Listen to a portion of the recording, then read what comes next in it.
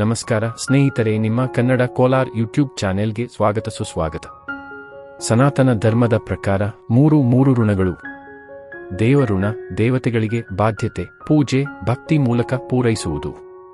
ಪಿತೃಋಣ, ಪೂರ್ವಜರಿಗೆ ಬಾಧ್ಯತೆ, ಶ್ರಾದ್ದ ಮತ್ತು ತರ್ಪಣ ಮೂಲಕ ಪೂರೈಸುವುದು.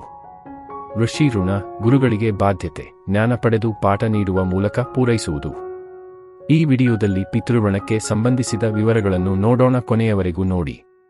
ಪಿತೃಋಣ ಎಂದರೆ ನಮ್ಮ ಕುಟುಂಬದ ಹಿಂದೆ ಬಂದಿರುವ ಪೂರ್ವಜರಿಗೆ, ಅಂದರೆ ತಂದೆ, ತಾಯಿ, ಅಜ್ಜ-ಅಜ್ಜಿ ಮುಂತಾದ ಪುರಾತನ ಸಮುದಾಯದ ಹಿರಿಯರಿಗೆ ಇರುವ ಧಾರ್ಮಿಕ ಮತ್ತು ನೈತಿಕ ಬಾಧ್ಯತೆಗಳು ಮತ್ತು ಅವರಿಗೆ ನಮ್ಮ ಧನ್ಯವಾದಗಳು ಸಲ್ಲಿಸುವುದು ಮತ್ತು ಅವರು ನಮ್ಮ ಜೀವಿತ ಸಂದರ್ಭದಲ್ಲಿ ನಮಗೆ ನೀಡಿರುವ ಸಹಾಯಗಳಿಗೆ ಪರಿಹಾರ ನೀಡುವುದು. ನಮ್ಮಲ್ಲಿ ಪಿತೃಋಣವಿದ್ದರೆ ಅದು ಪಿತೃದೋಷ ನಮ್ಮ ಜೀವನದಲ್ಲಿ ಎಲ್ಲಾ ಸಮಸ್ಯೆಗಳನ್ನು ಸೃಷ್ಟಿಸುತ್ತದೆ ಮತ್ತು ಯಾವುದೇ ಸಂತೋಷವನ್ನು ಕಾಣುವುದಿಲ್ಲ, ಎಲ್ಲಾ ಕಷ್ಟಗಳು. ಅದಕ್ಕಾಗಿ ನಾವು ಪಿತೃದೋಷ ನಿವಾರಣೆಗಾಗಿ ಮಹಾಲಯ ಸರ್ವ ಪಿತೃ ಅಮಾವಾಸ್ಯೆ ಆಚರಣೆ ಮಾಡಬೇಕು. ವಿವರವಾಗಿ ನೋಡೋಣ. ಸಾಮಾನ್ಯವಾಗಿ ಪಿತೃಋಣವು 3 ತಲೆಮಾರಿನ ನೋವು, ಆರೈಕೆ ಮತ್ತು ವಿಧಿವತ್ತಿನ ಬಾಧ್ಯತೆಯಾಗಿದ್ದು, ಇದನ್ನು ಪೂರ್ಣಗೊಳಿಸುವ ಮೂಲಕ ಮನುಷ್ಯ ಧರ್ಮಚಿತ್ರದಲ್ಲಿ ತನ್ನ ಕರ್ತವ್ಯವನ್ನು ಪೂರೈಸುತ್ತಾನೆ. ಹಿಂದೂ ಪುರಾಣಗಳಲ್ಲಿ ಪಿತೃಗಳು, ಪೂರ್ವಜರ ಆತ್ಮಗಳು ದೇವತೆಗಳಿಗಿಂತಲೂ ಉನ್ನತ ಸ್ಥಾನದಲ್ಲಿದ್ದಾರೆ ಎಂದು ವಿವರಿಸಲಾಗಿದೆ. ಪಿತೃಗಳು ನಮ್ಮ ವಂಶವಾಗಿದ್ದ ಮಾನವ ಪಿತೃಗಣಗಳಾಗಿ ಪುಣ್ಯಲೋಕದಲ್ಲಿರಬಹುದು ಅಥವಾ ಕರ್ಮಭ್ರಷ್ಟರಾಗಿ ವಿವಿಧ ರೂಪಗಳಲ್ಲಿ ಹುಟ್ಟಿಬರುವ ಪ್ರೇತರೂಪಗಳೂ ಆಗಿರಬಹುದು. ಪಿತೃಗಳ ಪವಿತ್ರ ಸ್ಥಳಗಳು, ಶ್ರಾದ್ದಾವಿಧಿಗಳು ಮತ್ತು ವಿವಿಧ ಪೂಜಾ ಪದ್ಧತಿಗಳು ಪುರಾಣಗಳಲ್ಲಿ ವಿವರಿಸಲಾಗಿದೆ. ಪಿತೃಪಕ್ಷ ಸಮಯದಲ್ಲಿ ಪಿತೃಗಳ ಆತ್ಮಗಳಿಗೆ ಆಹಾರ ಮತ್ತು ಪಿಂಡ ಅರ್ಪಿಸುವುದು ಅವರ ಆಧ್ಯಾತ್ಮಿಕ ಶಾಂತಿ ಮತ್ತು ಮೋಕ್ಷಕ್ಕೆ ದಾರಿ ಮಾಡಿಕೊಡುವುದು ಎಂದು ನಂಬಲಾಗಿದೆ. 2025ರ ಪಿತೃಪಕ್ಷದ ಪ್ರಮುಖ ದಿನಾಂಕಗಳು: ಪೂರ್ಣಿಮಾ ಶ್ರಾದ್ದ 7 ಸೆಪ್ಟೆಂಬರ್ 2025 ಭಾನುವಾರ. ಪ್ರತಿಪದ ಶ್ರಾದ್ದ 8 ಸೆಪ್ಟೆಂಬರ್ 2025 ಸೋಮವಾರ. ದ್ವಿತೀಯ ಶ್ರಾದ್ದ 9 ಸೆಪ್ಟೆಂಬರ್ 2025 ಮಂಗಳವಾರ. ತೃತೀಯ ಚತುರ್ಥಿ 10 ಸೆಪ್ಟೆಂಬರ್ 2025 ಬುಧವಾರ. ಪಂಚಮಿ ಶ್ರಾದ್ದ 11 ಸೆಪ್ಟೆಂಬರ್ 2025 ಗುರುವಾರ. ಷಷ್ಠಿ 12 ಸೆಪ್ಟೆಂಬರ್ 2025 ಶುಕ್ರವಾರ. ಸಪ್ತಮಿ 13 ಸೆಪ್ಟೆಂಬರ್ 2025 ಶನಿವಾರ. ಅಷ್ಟಮಿ 14 ಸೆಪ್ಟೆಂಬರ್ 2025 ಭಾನುವಾರ. ನವಮಿ 15 ಸೆಪ್ಟೆಂಬರ್ 2025 ಸೋಮವಾರ. ದಶಮಿ 16 ಸೆಪ್ಟೆಂಬರ್ 2025 ಮಂಗಳವಾರ.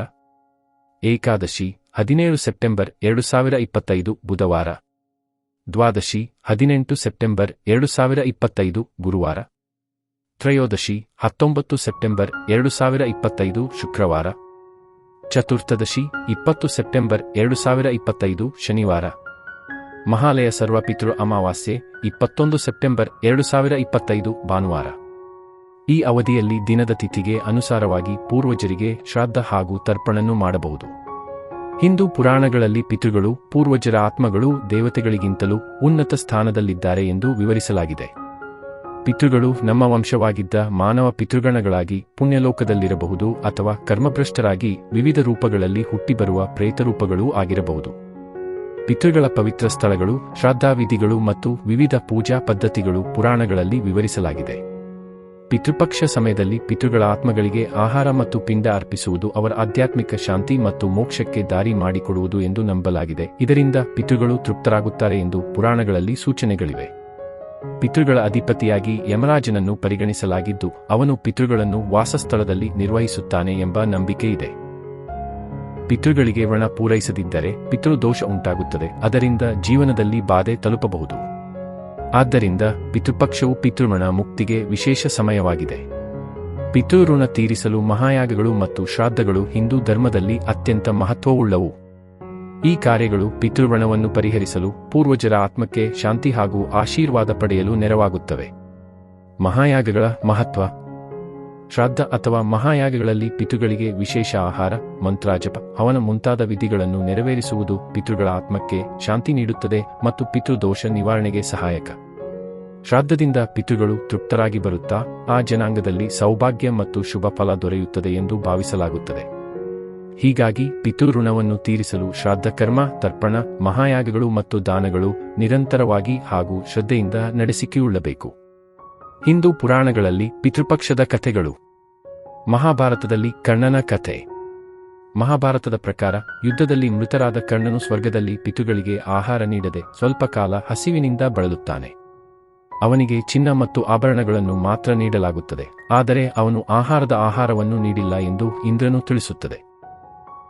ಕರ್ಣನು ಪಿತೃರಿಗೆ ಆಹಾರ ದಾನ ಮಾಡದ ತಪ್ಪನ್ನು ಗುರುತಿಸಿ ಮತ್ತೆ 15 ದಿನ ಭೂಮಿಗೆ ಬಂದು ಪಿತೃಗಳಿಗೆ ಆಹಾರ ದಾನ ಮಾಡುವ ಅವಕಾಶವನ್ನು ಕೇಳುತ್ತಾನೆ. ಈ ಅವಧಿಯನ್ನು ಪಿತೃಪಕ್ಷ ಎಂದು ಕರೆಯಲಾಗುತ್ತದೆ. ಪಿತೃಪಕ್ಷದ ಪುರಾಣ ಮಹತ್ವ. ಹಿಂದೂ ಪುರಾಣಗಳಲ್ಲಿ ಪಿತೃಪಕ್ಷದ ಸಮಯವನ್ನು ಪೂರ್ವಜರ ಆತ್ಮಗಳಿಗೆ ಶ್ರದ್ಧಾ ಹಾಗೂ ತರ್ಪಣ ಮಾಡುವ ಮೂಲಕ ಅವರ ಆತ್ಮಕ್ಕೆ ಶಾಂತಿ ಮತ್ತು ಮೋಕ್ಷವು ಸಿಗುತ್ತದೆ ಎಂಬ ನಂಬಿಕೆಯಿದೆ. ಪಿತೃಪಕ್ಷದ ಕಾಲದಲ್ಲಿ ಪೂರ್ವಜರು ತಮ್ಮ ಪಾಲನ್ನು ಸ್ವೀಕರಿಸಿ ಸಂತೋಷಪಡುತ್ತಾರೆ ಮತ್ತು ಅವರ ಆಶೀರ್ವಾದ ಕುಟುಂಬಕ್ಕೆ ಸಮೃದ್ಧಿಯನ್ನು ನೀಡುತ್ತವೆ. ಪಿತೃಪಕ್ಷದ ಆಚರಣೆ ಮತ್ತು ಧಾರ್ಮಿಕ ಸಂಬಂಧ. ಪಿತೃಪಕ್ಷದಲ್ಲಿ ಯಮರಾಜನು ಪಿತೃಗಳಿಗೆ ಭೂಮಿಗೆ ಬರುವ ಅವಕಾಶವನ್ನು ನೀಡುತ್ತಾನೆ ಎಂದು ಪುರಾಣಗಳಲ್ಲಿ ಹೇಳಲಾಗಿದೆ. ಈ ಸಮಯದಲ್ಲಿ ಏನನ್ನು ಅರ್ಪಿಸಿದರೂ ಪೂರ್ವಜರು ಅದನ್ನು ಸ್ವಾಗತಿಸುತ್ತಾರೆ. ಅವರ ಆಶೀರ್ವಾದದೊಂದಿಗೆ ಕುಟುಂಬದ ಸಂತೋಷ ಮತ್ತು ಧಾರ್ಮಿಕ ಪ್ರಗತಿಗೆ ಸಹಾಯ ಆಗುತ್ತದೆ. ಸ್ನೇಹಿತರೆ, ಈ ಮಾಹಿತಿ ಇಷ್ಟ ಆಗಿದ್ದಲ್ಲಿ ಲೈಕ್ ಮಾಡಿ, ಶೇರ್ ಮಾಡಿ, ಪ್ಲೀಸ್ ಸಬ್ಸ್ಕ್ರೈಬ್ ಮಾಡಿ. ಜೈ ಹಿಂದ್, ಜೈ ಕರ್ನಾಟಕ ಮಾತೆ.